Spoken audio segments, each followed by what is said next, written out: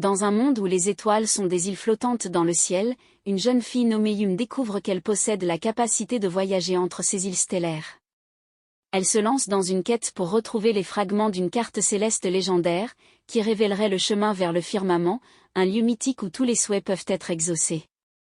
Accompagnée de ses fidèles compagnons, un renard céleste nommé Kitsune et un samouraï errant, Tatsu, Yum doit faire face à des pirates de l'espace, des créatures mystiques et les secrets de son propre passé. Yum se réveilla en sursaut, le souffle court, les images de son rêve encore fraîches dans son esprit.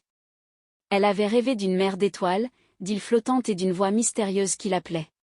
Secouant la tête pour chasser les vestiges du sommeil, elle se leva et s'approcha de la fenêtre. Le ciel nocturne était parsemé d'étoiles scintillantes, chacune suspendue comme une promesse non tenue. Elle vivait dans le village de Hoshizora, un petit hameau niché au pied d'une montagne sacrée. Les anciens disaient que c'était ici que le ciel et la terre se touchaient, un lieu où les miracles pouvaient encore se produire. Yum avait toujours été fasciné par les étoiles, mais ce n'étaient que des lumières lointaines, inaccessibles. Ce matin-là, tout semblait différent. Une énergie nouvelle pulsait dans l'air, et Yum sentait un appel, une force qui l'attirait vers l'extérieur. Elle enfila rapidement ses vêtements et sortit de la maison, ses pieds nus à peine touchant le sol froid. Elle courut à travers les rues endormies du village, guidée par une intuition qu'elle ne pouvait expliquer. Arrivée au sommet de la montagne, Yum vit quelque chose d'incroyable, une des étoiles semblait descendre du ciel, sa lumière devenant de plus en plus brillante, de plus en plus proche. Et puis, avec un éclat qui déchira l'aube naissante, l'étoile toucha le sol devant elle. Yum s'approcha, émerveillée, et vit que ce n'était pas une étoile, mais un fragment de carte, orné de symboles anciens et de constellations inconnues. Alors que Yum tenait le fragment de carte dans ses mains, une voix retentit derrière elle. « Tu as trouvé l'un des fragments de la carte céleste », dit la voix. Yum se retourna pour voir un jeune homme aux cheveux d'ébène et aux yeux d'un bleu profond comme le ciel nocturne. Il portait un kimono orné de motifs qui semblaient changer et scintiller comme les étoiles. « Je m'appelle Tatsu, et je suis ici pour t'aider dans ta quête. » Avant que Yum puisse répondre, un éclair de lumière dorée jaillit du fragment de carte, et un renard aux 9 queues apparut. Ses yeux brillaient d'une lueur surnaturelle, et sa fourrure semblait faite de rayons de lune. « Et moi, je suis Kitsune, gardien des secrets célestes, » dit le renard d'une voix qui résonnait comme un écho lointain. Avec Tatsu et Kitsune à ses côtés, Yum se sentit soudainement moins seul dans son aventure. Ils lui expliquèrent que la carte céleste était divisée en 5 fragments, chacun protégé par un gardien puissant. Pour atteindre le firmament, Yum devait rassembler tous les fragments et révéler le chemin caché parmi les étoiles. Leur première destination était l'île de la brume éternelle, un lieu enveloppé dans un brouillard mystique où résidait le premier gardien. Yum, Tatsu et Kitsune se préparèrent pour le voyage, sachant que les défis à venir mettraient leur courage et leur amitié à l'épreuve. Le voyage vers l'île de la brume éternelle fut aussi mystérieux que le lieu lui-même. Yum, Tatsu et Kitsune naviguèrent sur un navire céleste, glissant à travers les courants d'air comme s'ils étaient des flots d'océan. La brume enveloppait tout, réduisant le monde à des ombres et des murmures. Lorsqu'ils accostèrent enfin, l'île semblait déserte. La brume était si dense qu'elle masquait les étoiles et la lune, plongeant l'île dans une pénombre éternelle. Ils avancèrent prudemment, guidés par Kitsune dont les yeux perçaient le voile de brume. Soudain, une silhouette apparut devant eux. C'était le gardien de l'île, un être ancien nommé Kiri. Il était le maître des vents et des brumes, et il veillait sur le fragment de carte depuis des siècles. « Pourquoi devrais-je vous confier ce fragment ?» demanda-t-il d'une voix qui semblait venir de partout et de nulle part à la fois. Yum répondit avec courage, « Nous cherchons à atteindre le firmament pour apporter l'espoir et la lumière dans notre monde. Votre fragment est la clé qui nous aidera à y parvenir. » Kiri les observa longuement avant de hocher la tête. « Très bien, mais vous devez d'abord prouver votre valeur. » Il les défia alors à une série d'épreuves, testant leur intelligence, leur force et leur cœur. Après avoir réussi les épreuves avec bravoure et sagesse, Kiri leur remit le fragment de carte. « Vous avez montré que vous êtes digne de cette quête. Que les vents vous soient favorables, voyageurs des étoiles. » Avec 2 fragments en leur possession, Yum et ses compagnons se sentaient plus proches de leur but, mais ils savaient que les épreuves à venir seraient encore plus difficiles. Ils reprirent leur voyage, le cœur rempli d'espoir et les yeux fixés sur les étoiles. Avec 2 fragments en main, Yum et ses compagnons se dirigèrent vers l'île du crépuscule astral, un lieu où le jour et la nuit se rencontrent dans une danse éternelle. Selon la légende, le troisième fragment était gardé par un dragon céleste qui veillait sur l'équilibre entre la lumière et l'obscurité. Leur navire céleste les mena à travers des cieux teintés de rouge et d'or, où des comètes jouaient entre les nuages. Lorsqu'ils atteignirent l'île, ils furent accueillis par un spectacle magnifique, des étoiles filantes dansaient autour d'eux, comme si elles célébraient leur arrivée. Au centre de l'île, ils trouvèrent le dragon céleste, un être majestueux aux écailles scintillantes de 1000 feux. « Je suis Rigin, gardien de l'astre crépusculaire », déclara le dragon d'une voix qui résonnait comme le tonnerre lointain. « Pourquoi devrais-je vous confier ce fragment de la carte céleste ?» Yum s'avança avec détermination. « Nous cherchons à réunir les fragments pour apporter l'équilibre dans notre monde.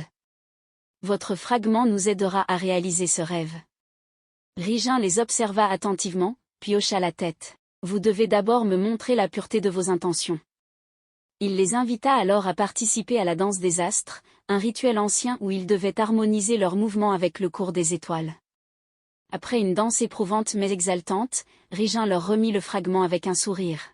« Votre cœur est pur et votre esprit est en harmonie avec l'univers.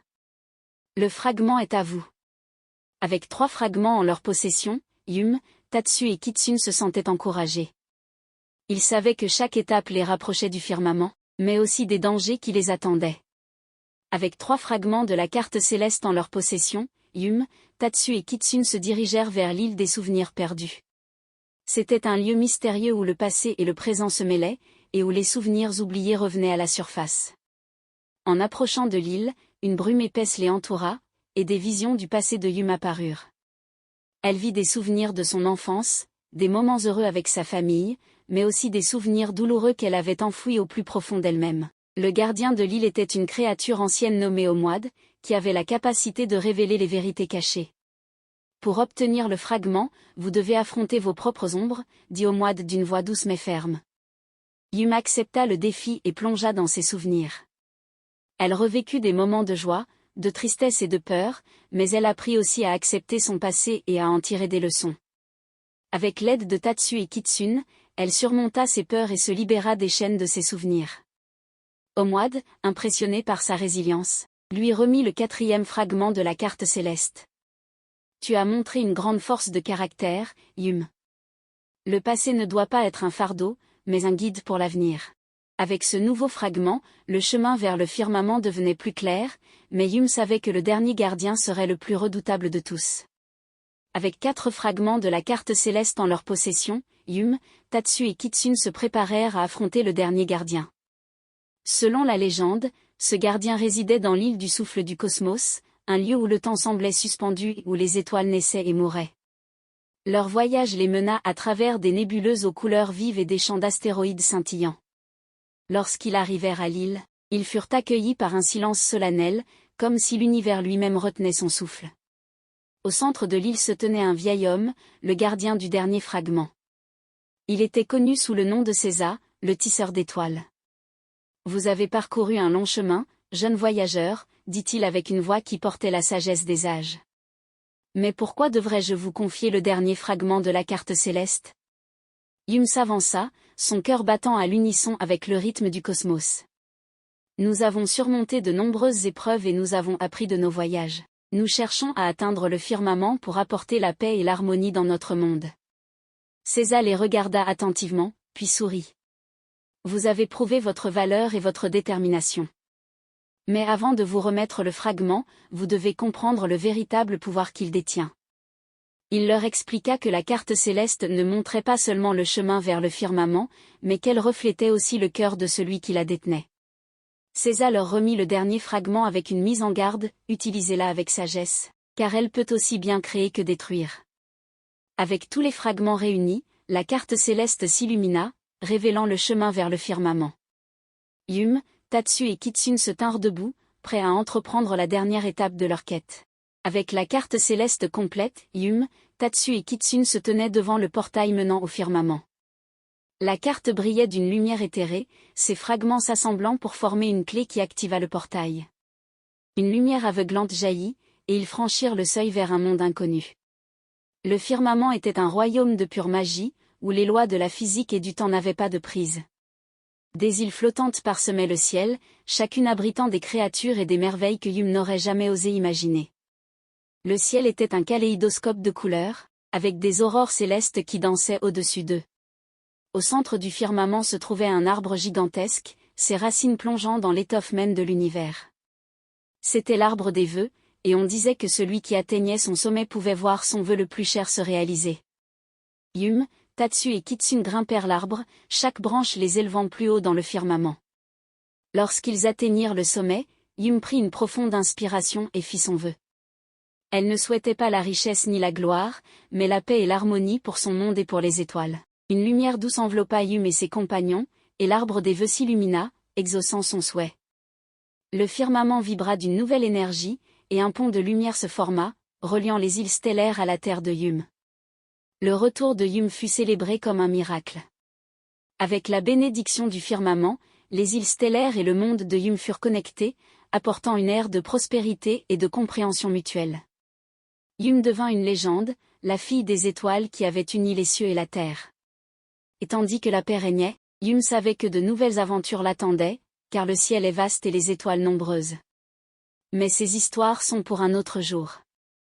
Après avoir uni les cieux et la terre, Hume se retrouva face à un nouveau défi. Des rumeurs circulaient parmi les îles stellaires d'un voile sombre qui s'étendait dans le cosmos, menaçant d'engloutir les étoiles et de rompre le lien fragile entre les mondes. Hume, guidé par son courage et sa détermination, décida d'enquêter sur cette nouvelle menace. Avec Tatsu et Kitsune à ses côtés, elle navigua vers les confins du ciel, là où les étoiles étaient les plus denses et les mystères les plus profonds. Leur voyage les mena à travers des tempêtes cosmiques et des champs de météorites, jusqu'à ce qu'ils atteignent une région du cosmos où la lumière semblait s'éteindre. Là, ils découvrirent la source du voile sombre, un trou noir ancien, un vestige d'une époque révolue où les dieux célestes façonnaient l'univers. Hume réalisa que pour sauver les étoiles, elle devait trouver un moyen de sceller le trou noir. Elle se souvint des paroles de César, le tisseur d'étoiles, sur le pouvoir de la carte céleste. Avec l'aide de ses compagnons, elle utilisa la carte pour tisser un sort puissant, un champ des étoiles qui pourrait refermer le trou noir. Le sort fut lancé avec succès, et le voile sombre commença à se dissiper. Les étoiles reprirent leur éclat, et le lien entre les mondes fut préservé. Hume avait encore une fois prouvé qu'elle était la fille des étoiles, une héroïne dont le destin était lié à celui du cosmos lui-même. Après avoir scellé le trou noir et sauvé les étoiles, Hume et ses compagnons furent confrontés à un nouveau phénomène cosmique, une éclipse qui ne figurait sur aucune carte, ni dans aucun récit ancien. Cette éclipse n'était pas naturelle, elle était le résultat d'une perturbation dans l'équilibre du cosmos. La source de cette perturbation était un artefact ancien, connu sous le nom de miroir des âmes. Cet objet avait le pouvoir de refléter et d'amplifier les désirs les plus profonds de quiconque le regardait, pour le meilleur ou pour le pire. Tombé entre de mauvaises mains, le miroir des âmes pouvait plonger l'univers dans le chaos. Hume, Tatsu et Kitsune se lancèrent dans une quête pour trouver le miroir des âmes avant qu'il ne cause plus de dégâts. Leur recherche les mena à travers des galaxies lointaines et des civilisations oubliées, où ils rencontrèrent des alliés et des ennemis, chacun avec sa propre histoire et ses propres rêves. Finalement, ils découvrirent que le miroir des âmes était détenu par un être solitaire nommé Kagami, qui vivait dans une forteresse isolée au cœur d'une nébuleuse sombre. Kagami était autrefois un gardien des étoiles, mais il avait été corrompu par le pouvoir du miroir. Hume et ses compagnons durent affronter Kagami et le convaincre de renoncer au miroir des âmes. Après un combat épique et une confrontation émotionnelle, Kagami réalisa l'erreur de ses voies et remit le miroir à Hume. Avec le miroir des âmes en leur possession, Hume et ses compagnons purent restaurer l'équilibre du cosmos. L'éclipse se dissipa, et la lumière des étoiles brilla à nouveau avec une nouvelle vigueur. La victoire sur Kagami et la restauration de l'équilibre cosmique avaient apporté la paix dans les cieux, mais Hume savait que l'univers était un lieu de changement constant. Une nouvelle mélodie se fit entendre, une symphonie jouée par les sphères elles-mêmes, annonçant l'arrivée d'une ère de découverte et d'exploration. Des portails vers des dimensions inexplorées s'ouvrirent, et Hume, avec Tatsu et Kitsune, fut appelé à naviguer dans ces nouveaux mondes. Chaque dimension était une symphonie de couleurs, de sons et de formes, défiant toute compréhension et toute logique. Dans l'une de ces dimensions, ils rencontrèrent une civilisation avancée, les Harmoniens, des êtres de pure énergie qui vivaient en parfaite symbiose avec la musique de l'univers. Les harmoniens avaient un problème, leur conducteur, la source de leur harmonie, était en déclin, menaçant leur existence même. Yum et ses compagnons se lancèrent dans une quête pour aider les harmoniens. Ils voyagèrent à travers des galaxies lointaines à la recherche des éclats de résonance, des cristaux capables de restaurer le conducteur. Chaque éclat était gardé par des créatures et des énigmes qui testaient leur esprit et leur cœur. Après avoir rassemblé tous les éclats de résonance, ils retournèrent chez les harmoniens.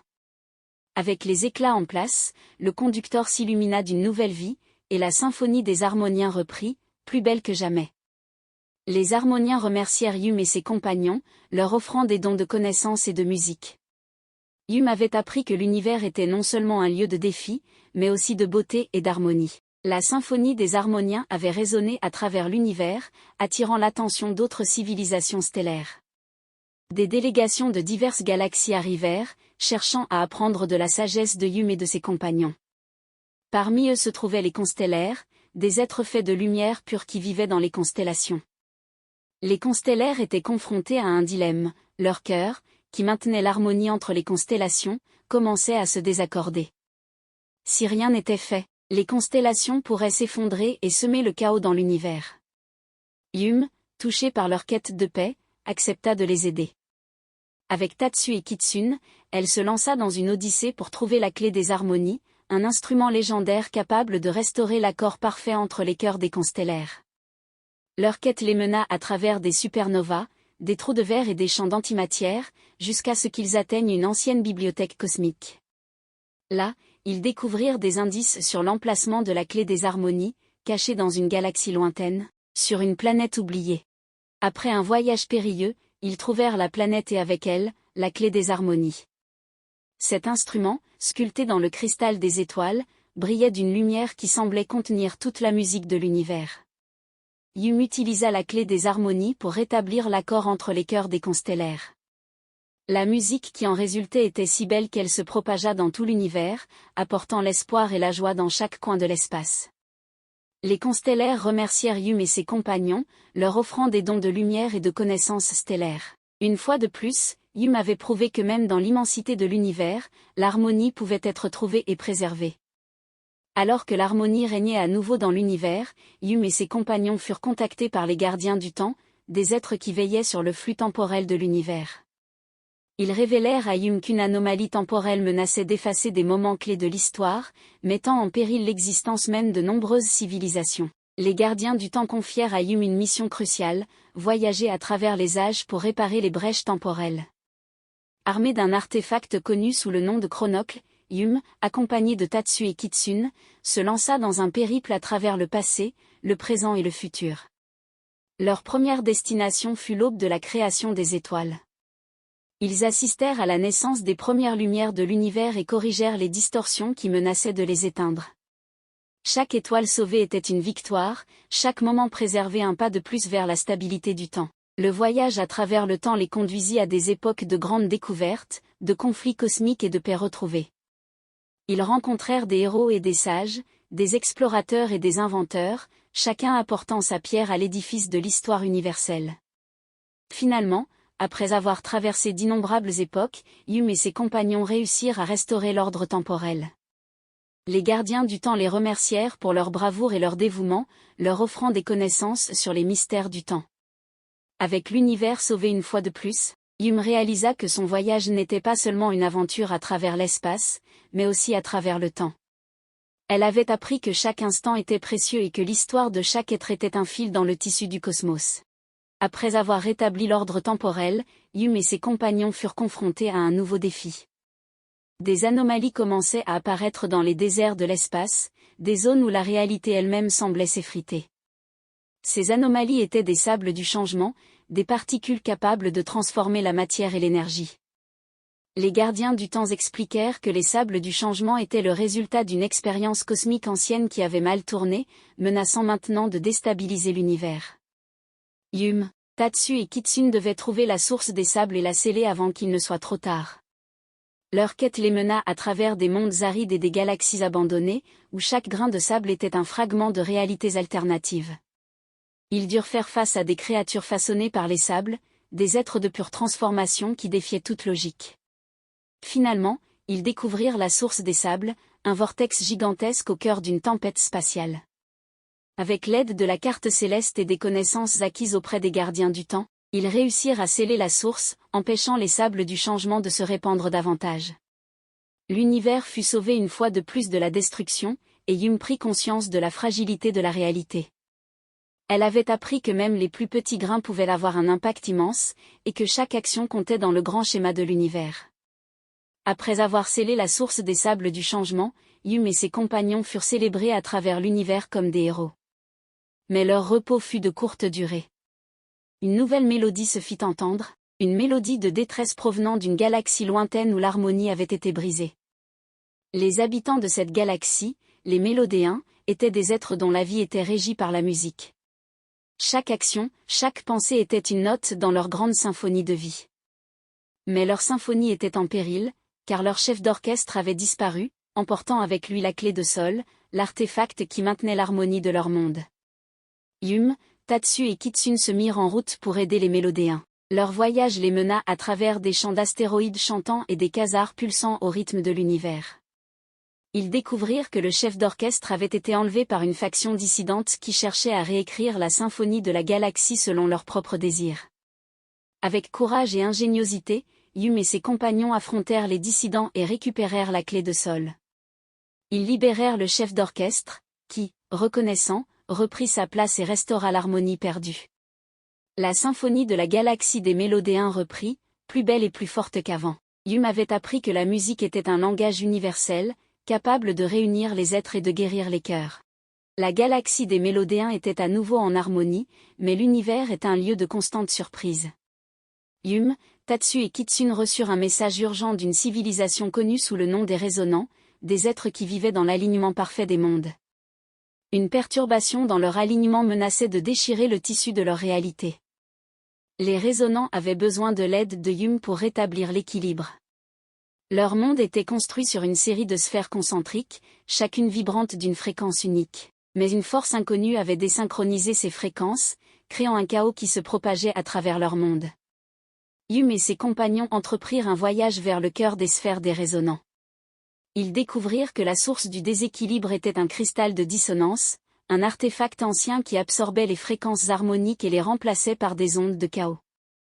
Avec prudence et précision, ils naviguèrent à travers les sphères, réalignant les fréquences et neutralisant le cristal de dissonance. Leur tâche était délicate, car chaque action avait un effet sur l'ensemble de la structure des résonants. Après un travail acharné et une concentration intense, Yum et ses compagnons réussirent à restaurer l'harmonie des sphères.